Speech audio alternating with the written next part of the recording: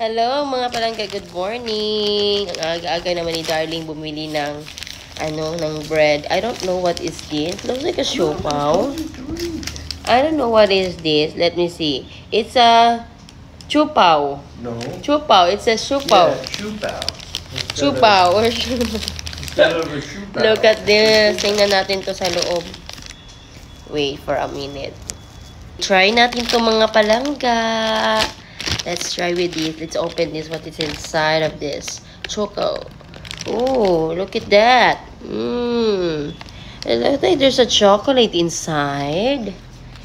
Ooh, the weather right now are not sunny day.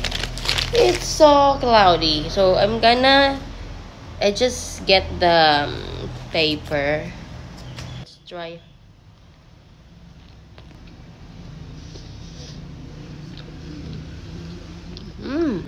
Yummy. Good, very good. They're not cheap.